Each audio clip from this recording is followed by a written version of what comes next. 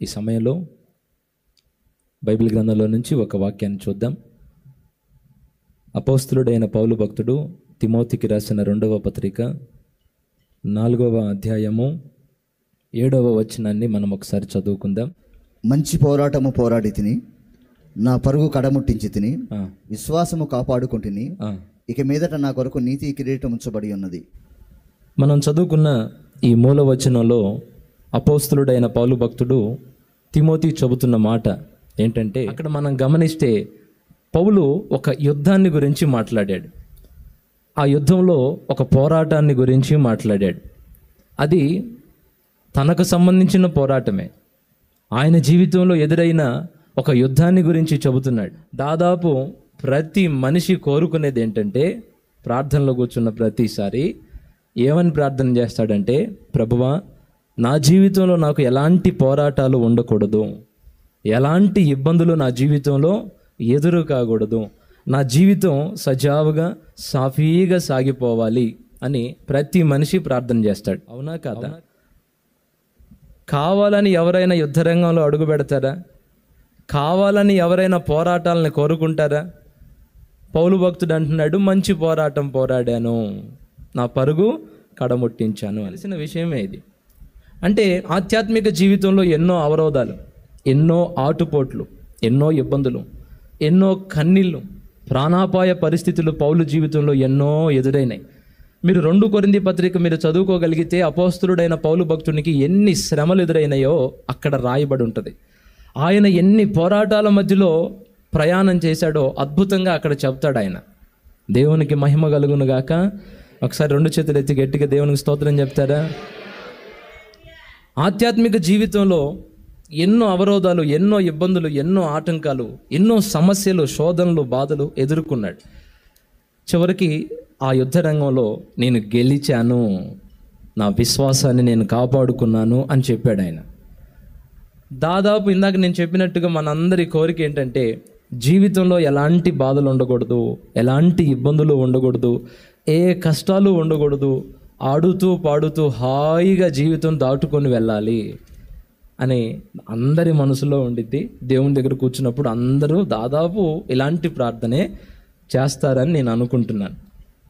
అయితే మనం గమనించి చూస్తే ప్రతి ఒక్కరి జీవితంలో, అది కోటీశ్వరుల నుండి కూటికి లేని భేదవాడి దాకా ప్రతి ఒక్కరి జీవితంలో కదిలిస్తే ఏదో ఒక సమస్య చెప్తారు, ఏదో ఒక ఇబ్బందిని చెప్తారు.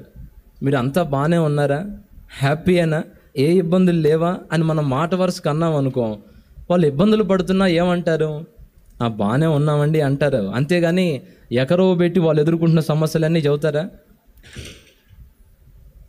ఎవరినైనా మనం అడిగామనుకో, బాగున్నారా అని ఎదురుపడ్డప్పుడు ఏమంటారు? ఇప్పుడు నేను మిమ్మల్ని అడుగుతున్నా, మీరు బాగున్నారా అని. బాగున్నాము అన్నోళ్ళు గట్టిగా స్తోత్రం చెప్పండి. ఇంకా ప్రార్థన చేయించుకోవడానికి రామాకండి. అంత బాగున్నప్పుడు ఎందుకు రావడం? అదేంటయ్యా అలా అంటావు? ఏదో బాగున్నావా అని అడిగావు, మా బాధలు నీకు చెప్పి నిన్ను బాధ పెట్టడం ఎందుకు లేని మేము స్తోత్రం చెప్పాం, దేవునికి మహిమ చెల్లించాం. బాధలు లేకుండా ఎందుకున్నాయి? బాధలు ఉన్నాయి అంటారు మీరు, అవునా?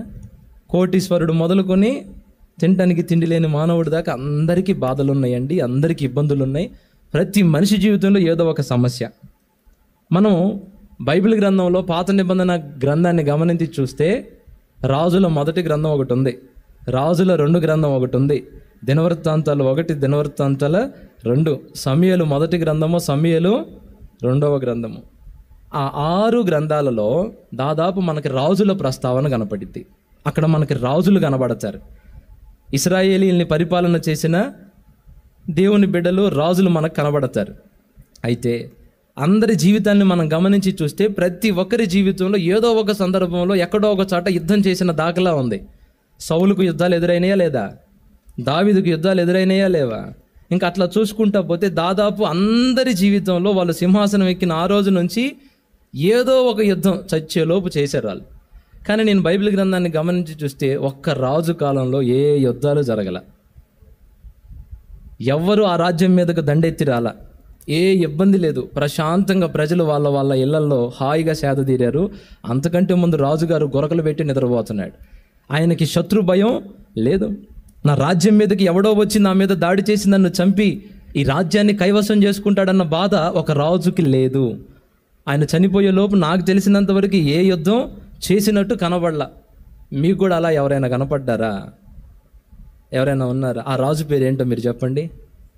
ఎవరు?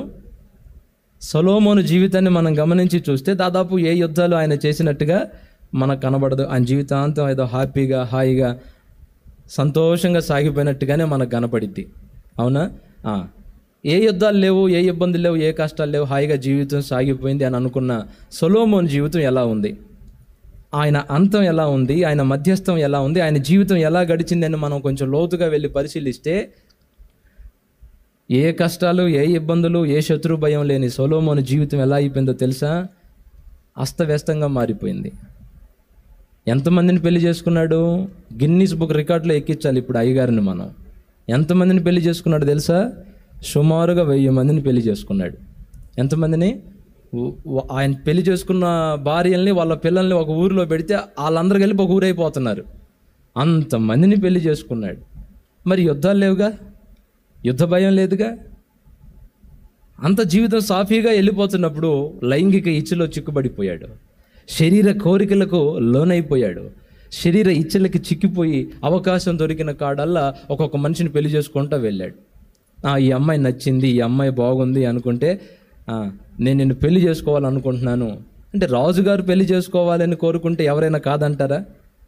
ఈమె సొలొమోను గారి భార్య, ఆ ఒక్క పేరు చాలు నా జీవితానికి అన్నట్టుగా ఆయన కోరుకున్న వాళ్ళందరూ ఆయన దగ్గరకు వచ్చారు. ఆయన పెళ్ళిళ్ళు చేసుకున్నాడు. వ్యామోహాల్లో చిక్కుబడిపోయి రాజ్యాన్ని కాపాడుకోవాలన్న తృష్ణలో అన్యజనులకు సంబంధించిన స్త్రీలను కూడా పెళ్లి చేసుకొని తెచ్చి తన రాజ్యంలో పెట్టుకున్నాడు. చూడండి, ఏ బాధలు, ఏ ఇబ్బందులు, ఏ చింతలు లేని వ్యక్తుల జీవితాలు చివరికి పాపంతో నిండిపోతాయండి. జీవితాలు చిన్నాభిన్నమైపోతాయండి. దేవునికి పూర్తిగా వ్యతిరేకమైన మార్గాల్లోకి మన మనసు లాగుతూ ఉంటుంది.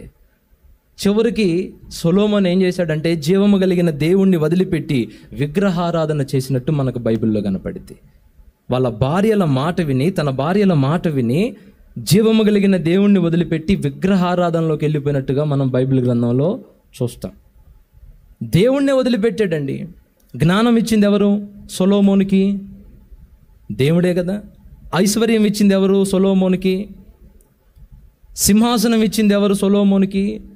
సమస్తాన్ని దేవుడు తనకిస్తే ఏ బాధ, ఏ ఇబ్బంది లేకుండా ఆయన కాపుదలలో కాపాడుకుంటూ వస్తుంటే చివరికి ఈ రాజు ఏమైపోయాడంటే లైంగిక ఇచ్చల్లో చిక్కుబడిపోయి వందలాది మంది భార్యల్ని పెళ్లిళ్ళు చేసుకొని చివరికి జీవము కలిగిన దేవుణ్ణి వదిలిపెట్టి విగ్రహారాధనలో చిక్కుబడ్డాడండి.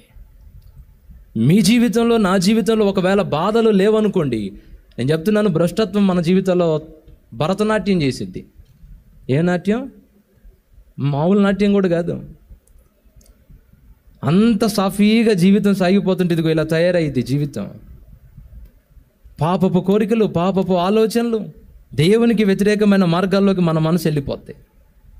బైబిల్ గ్రంథంలో ఆదికాండం 19వ అధ్యాయంలో మనకు మరొక ప్రాంతం కనపడింది. అక్కడ సొదొమ గొమొర్రా ప్రాంతాలు మనకు కనబడతాయి. ఆ ఊరు ఎలా ఉందంటే యెహోవా ఆశీర్వదించిన తోటలాగా ఉందంట. ఎవరైనా ఆ ఊరికి వెళ్ళి చూస్తే అబ్బా దేవుడు దీవించాడయ్యా ఆ ప్రాంతాన్ని, దేవుడు ఆ ప్రజలను ఆశీర్వదించాడు, పచ్చని తోటలా కనబడుతుందంట. లోతు అందుకే అటువైపు చూసి అటు వెళ్ళిపోయాడు. అక్కడ బీపీ లేదండి, వాళ్ళకి షుగర్ లేదండి, క్యాన్సర్ లేదండి, థైరాయిడ్ లేదండి, కిడ్నీలో రాళ్ళు లేవు, శరీరంలో గెడ్డలు లేవు, అసలు ఏ రోగం లేదు, తుమ్ము లేదు, దగ్గు లేదు, జలుబు లేదు, నరాల నొప్పులు లేవు, తలనొప్పి లేదు, కీళ్ళవాతం లేదు, ఇంకెన్ని రోగాలు చెబుతారు చెప్పండి? ఏ రోగం లేదు అక్కడ. రోగాలు లేవు, అప్పులు కూడా లేవు. రోగాలు లేవు, అప్పులు లేవు. చివరికి సొదొమ గొమొర్రాలో ఉన్న ప్రజలు ఎలా తయారయ్యారు? ఏ బాధలు, ఏ ఇబ్బందులు లేకపోయేసరికి ఏమండి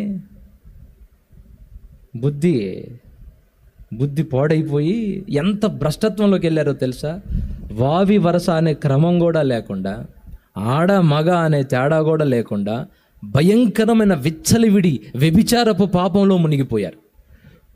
పురుషులతో కలిసి వ్యభిచారం పాపం చేస్తున్నారు, స్త్రీలతో కలిసి పాపం చేస్తున్నారు. ఆ ఊరు ఎలా అయిపోయిందంటే భూమి మీదనే సకల పాపాలకు నిలయం అయిపోయింది. అవునా? సాక్షాత్తు దేవుడే త్రిత్వ రూపంలో భూమి మీదకు వచ్చి లోతును దర్శించడానికి వెళ్తే లోతు తనని ఇంట్లోకి చేర్చుకుంటే, ఆ త్రిత్వ దేవుణ్ణి లోతు ఇంట్లోకి చేర్చుకుంటే ఊరంతా ఏకమై ముసల ముతక అందరూ వచ్చి తలుపులు బ్రద్దలు కొడుతూ ఏమంటున్నారంటే, లోతు, ఏమయ్యా లోతు, మన ఊరిలోకి ఎవరో క్రొత్త మనుషులు వచ్చారంట, మగవాళ్ళిద్దరూ, వాళ్ళు నీవు ఇంట్లో ఉన్నారని తెలిసింది, బయటికి పంపించు, వాళ్ళతో మేము పాపం చేయాలి, వాళ్ళతో మేము కలిసి సుఖించాలి, వాళ్ళని పంపించు. వచ్చింది ఆడోళ్ళు కాదండి, ఆడ మగ మొత్తం ఊరు ఏకమై వచ్చారు. ఏదో ఒక ఫ్రెష్ ఐటమ్ వస్తే కనుక మనోళ్ళు మార్కెట్కి పోయి కొనుక్కొచ్చుకున్నట్టు. చివరికి ఏమైపోయారు చెప్పండి? చూశాడు లోపల నుండి లోతుని లోపలికి లాగి తలుపు వేసి అలా వాళ్ళ కళ్ళ వైపు చూపిస్తే అందరూ గుడ్డోళ్ళు అయిపోయారు. ఆకాశం నుండి అగ్ని కురిసిందండి, రాళ్ళు కూడా బూడిదైపోయినాయి, రాళ్ళు కూడా బుగ్గిపాలైపోయినాయి.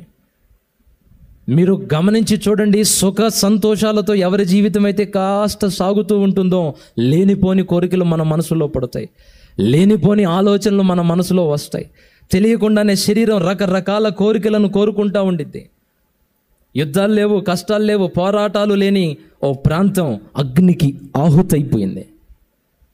మీరు అనుకుంటున్నారు వాళ్ళని వీళ్ళని చూసి వాళ్ళు బాగున్నారు, వీళ్ళు బాగున్నారు, వాళ్ళు కోటీశ్వరులు, వీళ్ళు కోటీశ్వరులు, అంత వాళ్ళు హ్యాపీగా బ్రతుకుతున్నారని మీరు అనుకుంటున్నారు. ఒకటి చెప్తాను, ఎవరికి ఉండాల్సిన బాధలు, ఎవరికి ఉండాల్సిన పోరాటాలు వాళ్ళకు ఉన్నాయి.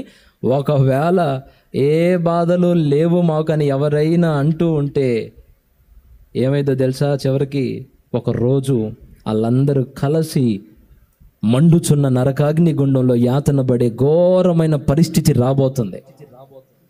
హల్లెలూయా, చెప్పండి గట్టిగా హల్లెలూయా. అందుకే షాలేమన్నా మాతో ఏమంటాడో తెలుసా? ఎప్పుడు మాతో అనే మాట, యుద్ధరంగమే మనకు క్షేమస్థలం, యుద్ధరంగమే, యుద్ధ స్థలమే మనకి క్షేమస్థలం. ఇంట్లో కూర్చోకూడదు, ఓ ముద్ద తిని చల్ల గదుల్లో హాయిగా నిద్రపోకూడదు. ఉదయం లేచామంటే సాయంత్రం పనుకున్న దాకా దేవుని పనిలో ఉండాలి, ఇంట్లో ఉండకూడదు. పదండి ఏదో ఒక ఊరెళ్ళి దేవుని కొరకు ఏదో ఒక పని చేసి వద్దాం అని ఒక్క రోజు కూడా ఖాళీగా ఉండకుండా రోజు ఏదో ఒక ఊరెళ్ళి అన్న వెళ్తాడు, అన్నతో పాటు మమ్మల్ని కూడా తీసుకొని వెళ్తాడు.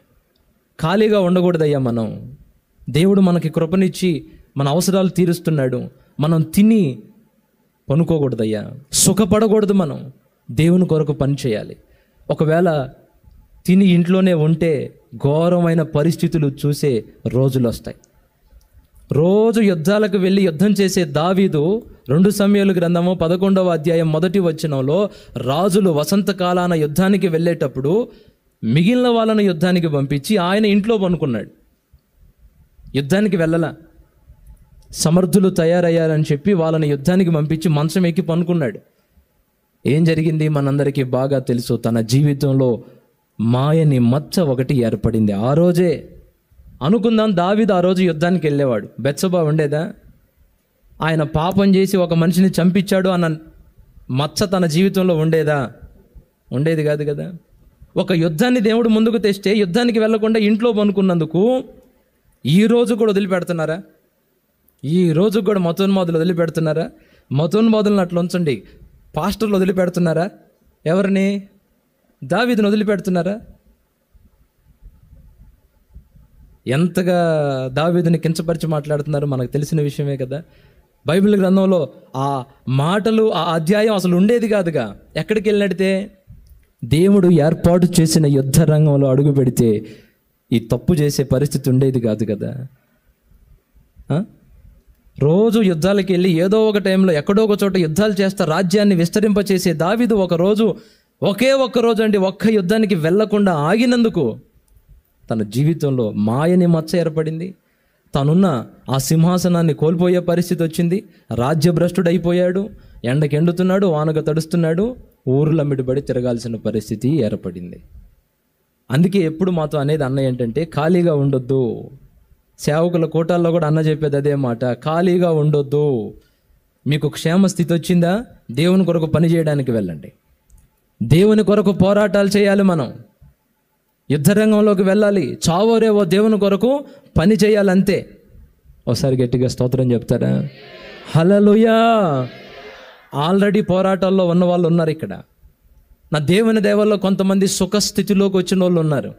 కాస్త కుదుటపడ్డాయి పరిస్థితులు, కాస్త కొంచెం ఇబ్బందికరమైన పరిస్థితుల్లో నుండి కొంతమంది అలా చిన్న చిన్నగా బయటకు వస్తున్నారు. ఖాళీగా టైంని టైం పాస్ చేయమాకండి. ఖాళీగా కనుక మీరు ఉంటే ఆ రోజు సైతాను గడికి మీరు తలుపు తెరిచినట్టే. సత్క్రియ చేయని ఎడల వాకిట పాపము పొంచి ఉండును, దానికి నీ మీద వాంఛ కలిగిద్ది, నువ్వు దాన్ని ఏల్తావు. నువ్వు ఖాళీగా ఉన్నావు అనుకో, ఆ తలుపు దగ్గరే వచ్చి ఉంటుంది పాపం, తలుపు దగ్గరే వచ్చి ఉంటుంది పాపం. ఖచ్చితంగా ఆ రోజు మునిగిపోవాల్సిందే. అందుకే దేవుడు ఏం చేస్తాడంటే దాదాపు ప్రతి ఒక్కరి జీవితంలో ఏదో ఒక ఆటుపోటు, ఏదో ఒక సమస్య, ఏదో ఒక ఇబ్బంది ఏర్పాటు చేస్తాడు. మనం ప్రార్థన చేస్తాం, ప్రభువా ఈ బాధల్లో నుండి, ఈ ఇబ్బందుల్లో నుండి, ఈ కష్టాల్లో నుండి నన్ను బయటికి తీసుకురా అని చెప్పి మనం ప్రార్థన చేస్తాం. దేవుడు ఏం చేస్తాడంటే ఆ బాధల్లో నుండి, కష్టాల్లో నుంచి కొంచెం వెసులుబాటు ఇస్తాడు. దేవుడు కాస్త వెసులుబాటు ఇచ్చినప్పుడు ఏం చేయాలంటే మనం దేవుని పనిలో మునిగిపోవాలి, దేవుని సేవలో నిమగ్నం అయిపోవాలి. ఈ ఆధ్యాత్మిక పోరాటంలో దేవుని కొరకు పనిచేయడం మొదలుపెట్టాలి. అలా కాకుండా దేవుడు కాస్త నెమ్మదినిచ్చినప్పుడు సుఖపడడానికి మనసులో తీర్మానం తీసుకుంటే భ్రష్టు పట్టిపోవడం ఖాయం. సొలొమోను భ్రష్టు పట్టిపోయాడు. దావీదు మాయని మచ్చ ఒకటి తెచ్చిపెట్టుకున్నాడు. సొదొమ గొమొర్రాలో ఉన్న ప్రజలు అంత హ్యాపీగా ఉన్నప్పుడు వాళ్ళ జీవితం నాశనం అయిపోయింది. రాళ్ళు సైతం బుగ్గిపాలైపోయాయి. చరిత్రలో అగ్నికి ఆహుతైపోయిన ఒక ప్రాంతంగా ఆ ఊరిని మనం చూస్తున్నాం. ఒకసారి స్తోత్రం చెప్తారా? గట్టిగా చెప్తారా? మొదటి విషయం చెప్తున్నాను, యుద్ధరంగమే మనకి క్షేమస్థలం. యుద్ధం మనకి చాలా మంచిది. యుద్ధాలు ఎదురవుతుంటే, పోరాటాల్లో మనం ఉంటే భ్రష్టు పట్టిపోకుండా ఉంటాం. ఆధ్యాత్మిక జీవితంలో నాశనం కాకుండా ఉంటాం. కాస్త అవే మనల్ని జాగ్రత్త చేస్తూ ఉంటాయి. ఇది మొదటి విషయం.